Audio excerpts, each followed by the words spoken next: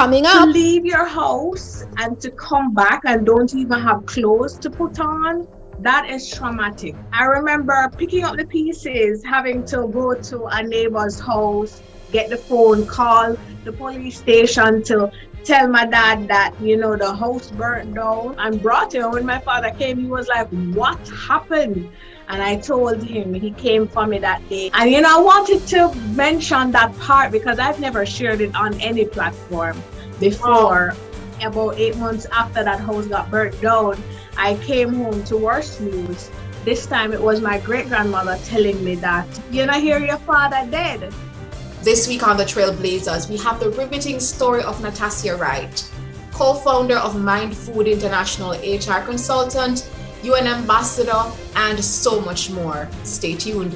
I just knew that I wasn't prepared to give up. Special thanks to all our current partners and sponsors. If you are interested in sponsoring or partnering with the TrailBlazers, send an email to the trailblazers247@gmail.com. Some of our most prominent producer them in the industry tell Tony that he could not bust a female artist because Failing is one thing. Failing publicly is a very hard thing. My father always said he was growing a prime minister. Had I said I was all in my mouth, the lies were going, and I sat and I saw women on the TV just lying bluntly, just like that. Released the all media survey, and when you look at the name Ron Mushet, 0, 0. And then they send back to say that they apologize. The lady up there never put in the number. Seriously? In terms of help like house cleaning. Yeah, my mom was a helper back then and stuff. To be honest, I was just excited, to play for West Indies. I did it. I made my move into entrepreneurship at 40. What, last comments would you want to share with You have your core values, you do the right things, it'll fall in place for you.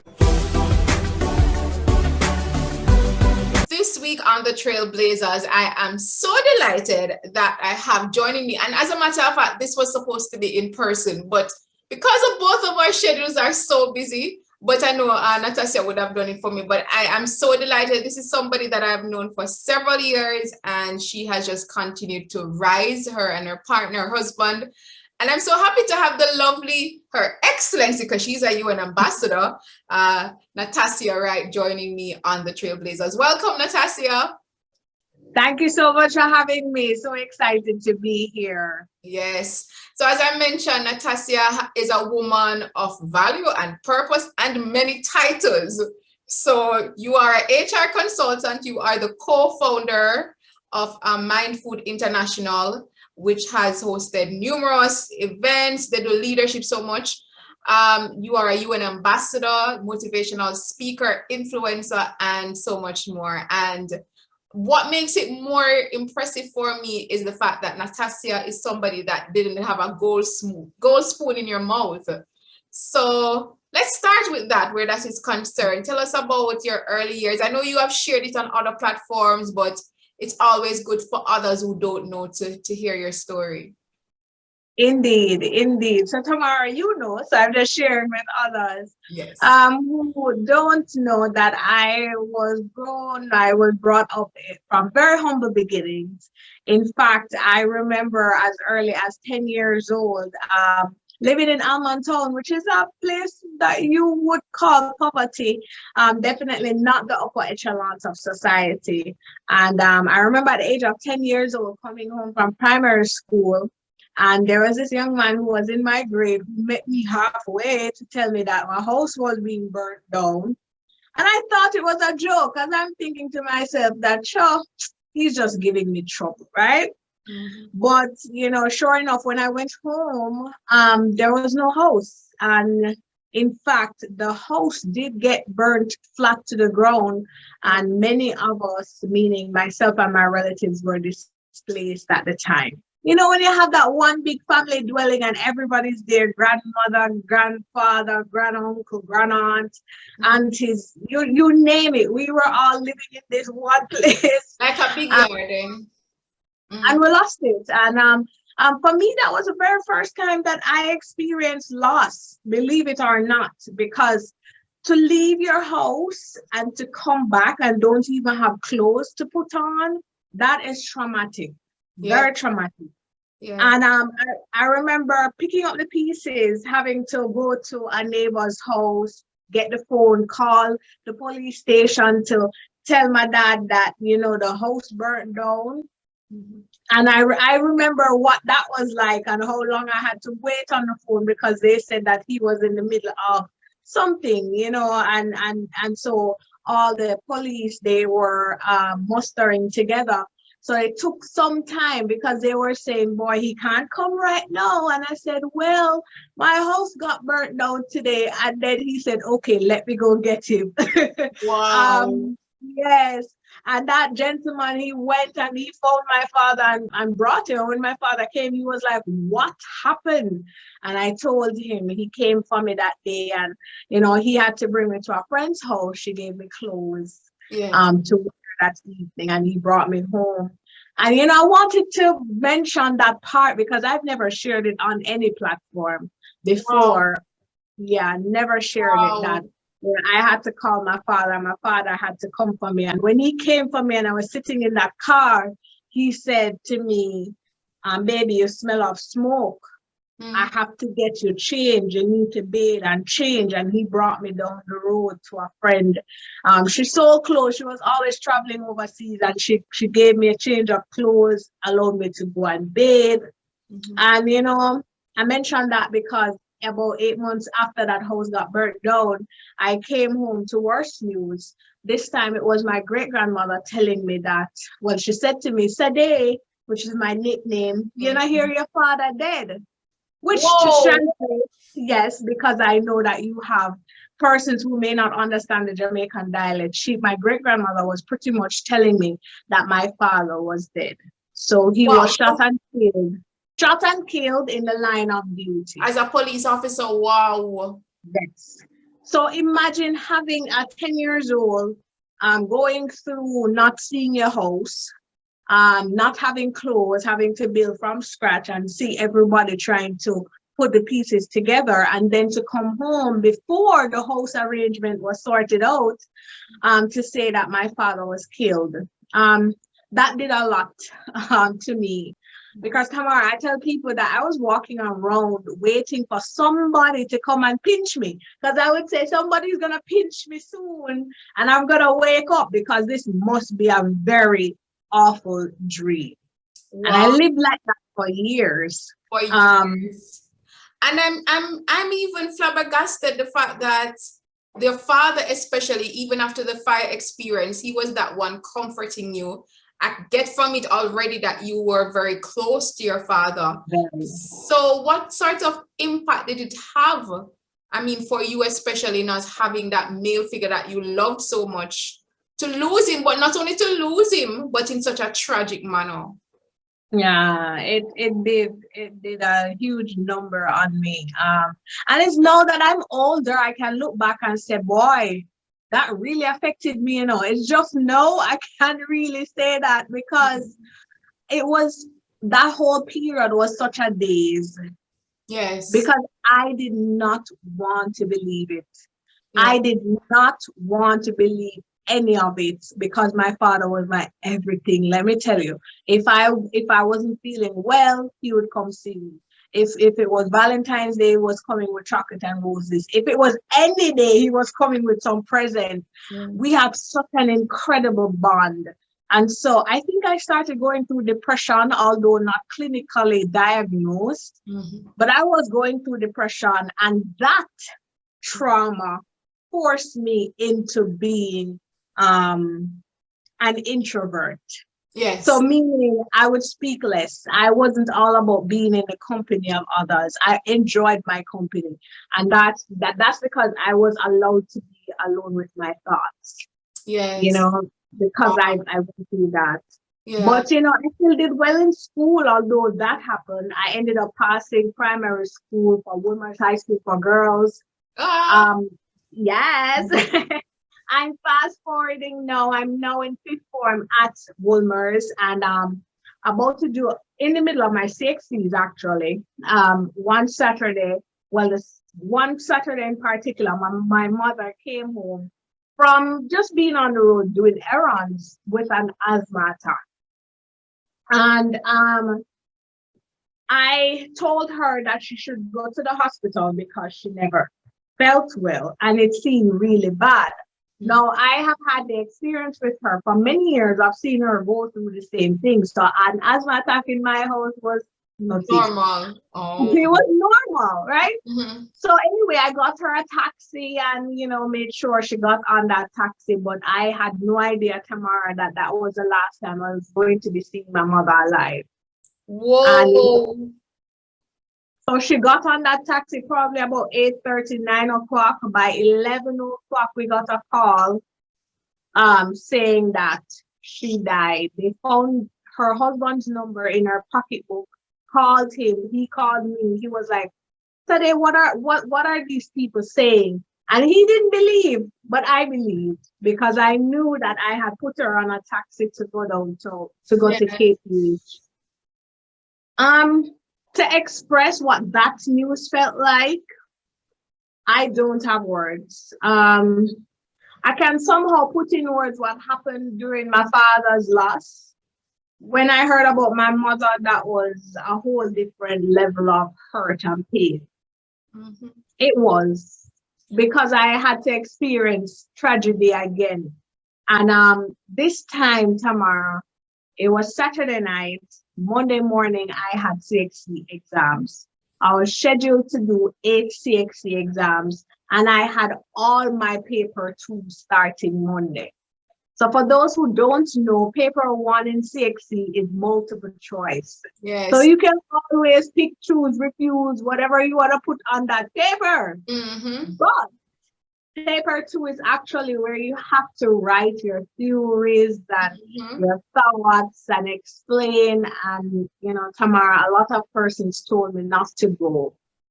But I kept remembering that my mother wanted me to pass 6 of the 8 subjects. And I got up the Monday morning and I had to go to take a shower, although all my relatives were there bawling down the place in the house because everybody was so stressed out. Yes. This is after we went and viewed the body and everything. Everybody was in a place of just complete mess. Yeah. And I walked past everybody. I put on my clothes and I went to school. I was determined to do exams. They were very hard for me, but I pressed through.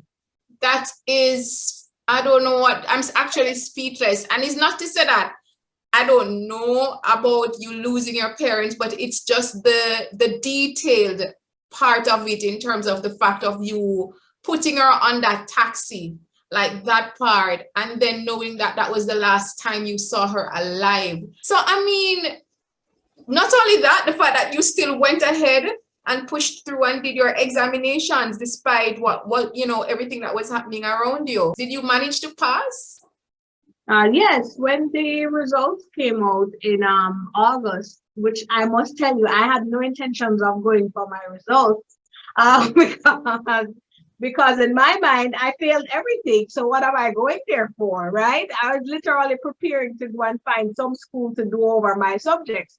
But, you know, I got called by my grade coordinator, and she was the one who wrote the news that I ended up getting 6 2s and 2 1s. So I didn't fail any of those. But that's extremely well. That's extremely well. Given the circumstances. Given the circumstances as well.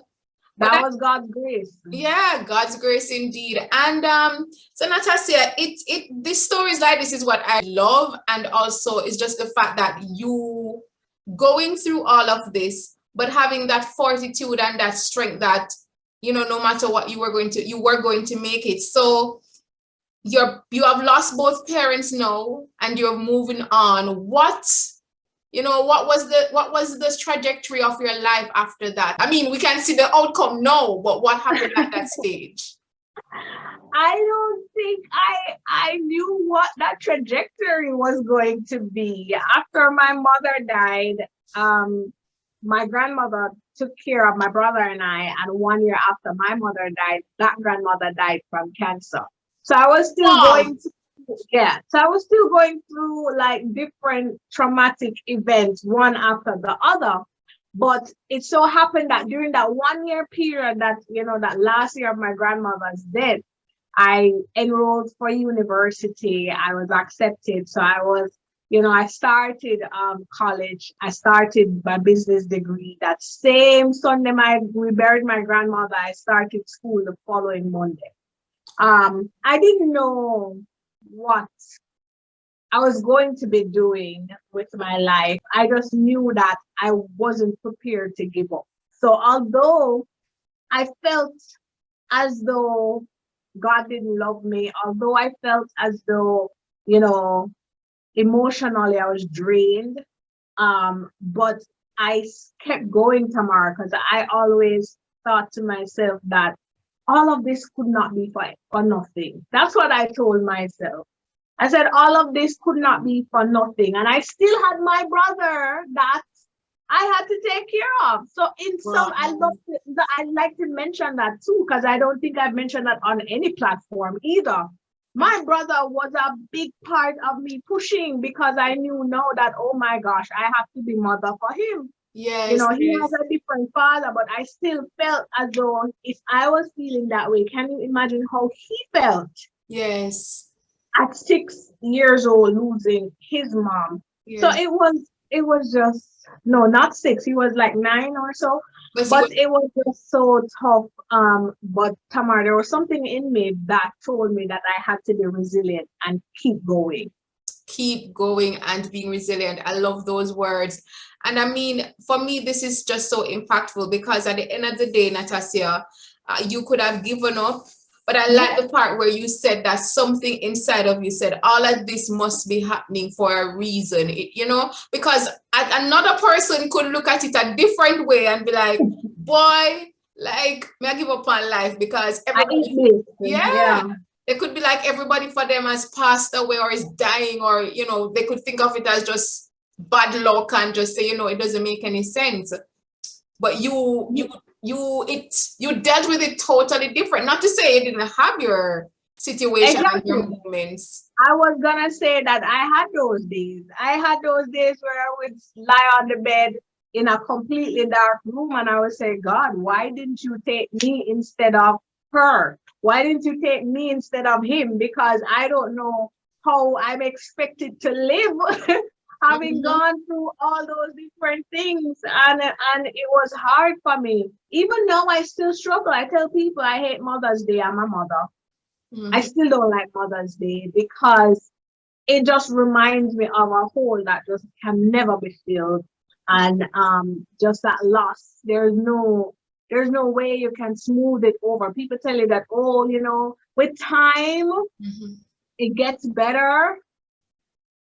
I'm still waiting on that time, but it's still painful, and so I still have those days, but I'm now at the point where I'm learning that I went through all of that so that I can reach somebody who is going through what I went through, and that keeps me going. I love it. And if we are supposed to fast forward your story, Natassia, because when I met you, it was shortly after you had started Mind Food with your husband. And I remember those earlier days, it was from a small, sending out emails. And if you want to delve into that and tell us, because now, congratulations, I understand you recently employed up to 80 new staff, an ambassador, doing amazing things and sharing your story and impacting so many lives. And we are happy to see that progress.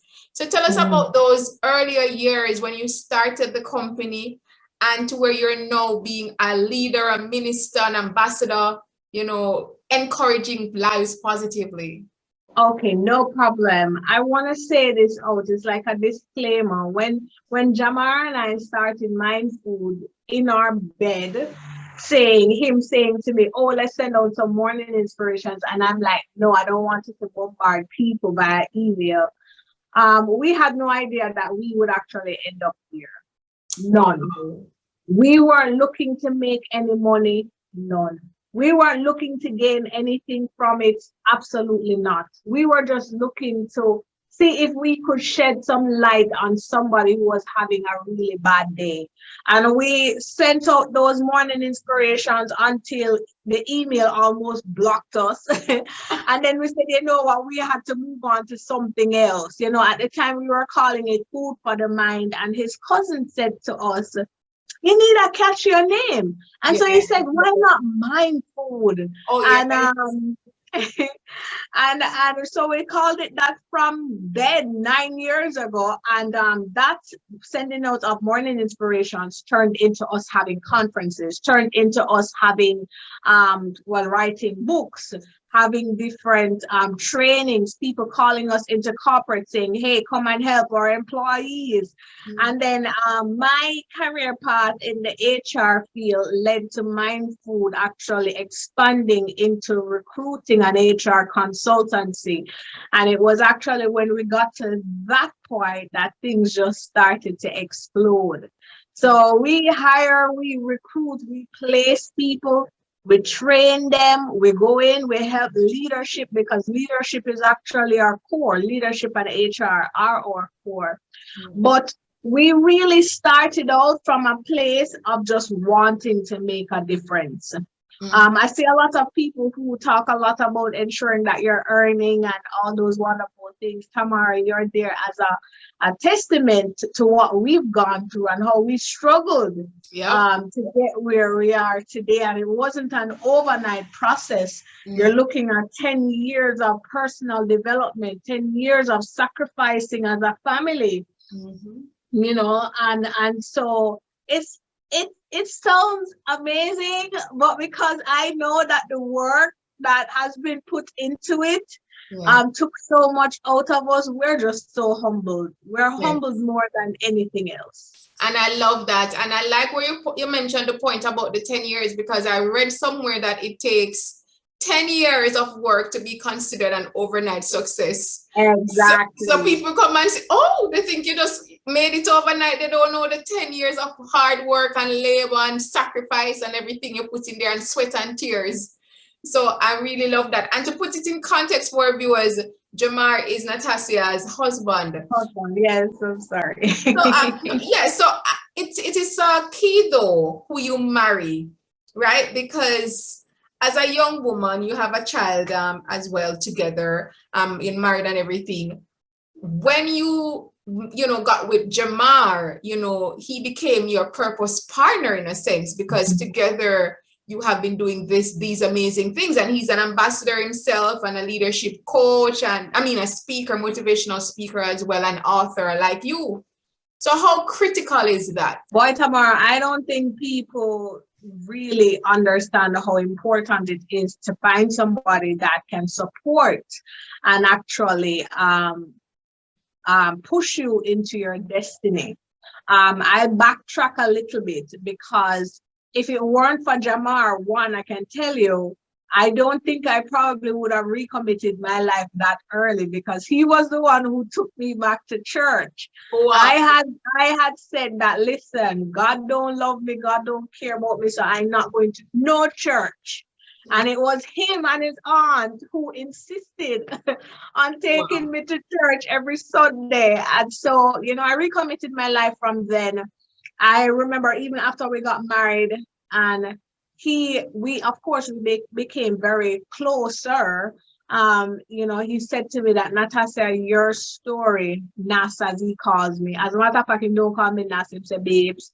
So babes, story. Yeah, anybody who knows us knows that we don't call each other by our first names. Babes. If you hear me say Jamar or him say Nas, we're mad, right? So he said to me, babes, the story is too powerful for you to be hiding. Yes. And I wanted to hide, Tamara. I love hiding. Even today, when I feel like my phone rings nonstop and people want to see me and I have to speak, if I could hide, I would still hide. And he is the one who reminds me that you cannot light a candle and put it under the bed. If it weren't for Jamar, I wouldn't be sitting here with you today. because I think I'd be great, but not as great as I think I am today, because there are many parts of me that are lacking, that are deficient, that my husband is so strong in. And if it weren't for his covering, if it weren't for him supporting and pushing me and belief in me, because many days, you guys have days you don't even believe in yourself, you know? I have those days too. And it takes somebody else to come and say, yes, you can do it, for you to actually do it. When you have the right kind of partner, one, it pushes you into your purpose, because that person is going to be there to remind you, say, Tamara, you are excellent at what you do. You need to continue with your TrailBlazers show. You need to turn it into a TV show, and I'm going to get you all the help you need. Two, it makes you become a better person, right? Because you have two minds meeting to help further develop what it is that you are doing. Yeah. And again, is somebody that you can pull on their strengths, they can pull on yours as a team. It's never about competing. There's no way I can compete with my husband, because we are one. So we're one team of one mind, and that is how we do things together. Wow, wow. I love it. Some wise words of advice, even if you're married, but especially if you're not married yet as well, in terms of getting that right partner and having a purpose partner in your life. That is so crucial. And, you know, I love that. I love that advice that you shared. Tune into part 2 next week to find out more of Natassia's story, plus some key strategies to fuel you into your purpose and your destiny. Hi everyone, I am Tamara McKayle, television and radio presenter, producer, communication specialist, and of course producer and host of the TrailBlazers series. I'm inviting you, yes, you, to join our family. All you have to do is just click that subscribe button right below. Make sure you hit that notification bell so you're alerted as to when we have new episodes, which we generally have weekly. And then join our family for weekly inspiring episodes that will not only lift your spirits, but give you the tools, the keys, and the strategies that you need so that you can walk in your purpose and blaze your trail.